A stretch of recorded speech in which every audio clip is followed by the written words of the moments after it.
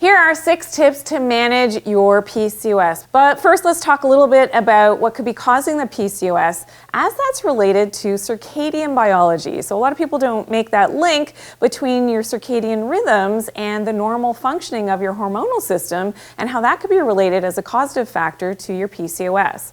Now there's something called GnRH, gonadotrophin releasing hormone, which is regulated by your suprachiasmatic nucleus in the brain. This is your master clock in your brain, which controls all of the downstream clocks in all of our organ systems related to our ovaries as well and the health of our hormonal system. Now, if you're exposing yourself to being on your phone or your screens late at night after the sun has set, maybe you're not seeing that early morning sunrise, that causes now a mismatch in your circadian biology, and that GnRH is going to surge your LH levels. Now, when your luteinizing hormone is raised, so go up your androgens, so that testosterone goes up. And we know with PCOS, that's one of the common symptoms, is to have a high testosterone, getting that hair growth in the wrong places, and again, a higher testosterone as seen in your blood work with that PCOS.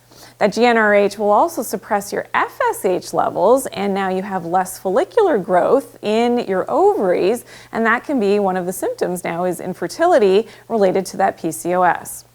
But the good news is I've got 6 natural tips to help to manage your PCOS. Let's go through them now, and number 6 might just be the most important one.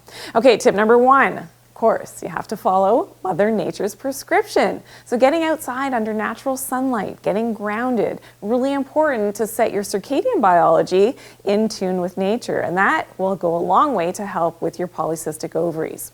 Number 2, avoid those EMFs. So all of the man-made stuff. So the electromagnetic fields, so that's your cell phone, the Wi-Fi, anything that's plugged in around you, around a lot of electronics and those cell phone signals, as well as that artificial light is not going to work in harmony with your proper hormonal flux. And that can be, again, a big causative factor for your PCOS. Tip number 3 is to optimize your proteins and your fats in your diet and limit those carbohydrates. We know that high and dysregulated blood glucose and insulin levels is very much correlated to PCOS, so limiting those carbohydrates, very important as a tip for that PCOS.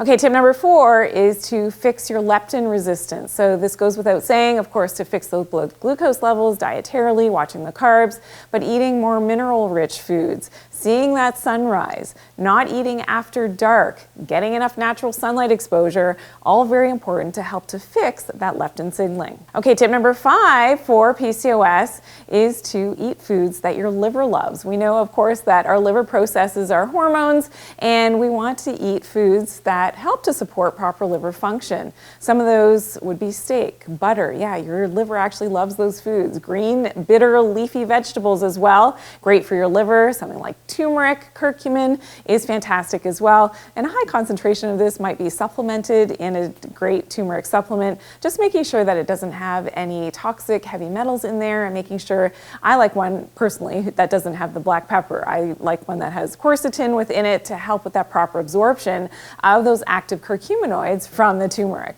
And tip number 6 is to clean up those organs and especially that gut microbiome. I love these herbal medicines in combination, so I call it CABO, as you can see here. Fantastic for addressing those less favorable organisms that could be living in the gut and in the intestines as well as in the bloodstream. So really important to help to do a cleanse, following that up with a full body detox, really important as well for that PCOS. And of course, building up that melanin in your skin is a great way to detox as well. How do we do that? Well, we need to get that UV light on our skin. Building up that tan helps to actually detoxify all of our internal organs. That's why you feel great. If you go on a sunny beach vacation, you feel so good because your body is naturally detoxing from that melanin that is built up. So how would you know if you have PCOS? There are some common symptoms that maybe you're experiencing. Maybe you haven't had a diagnosis, but I want you to learn more here. 5 PCOS symptoms you need to know. I'll see you there.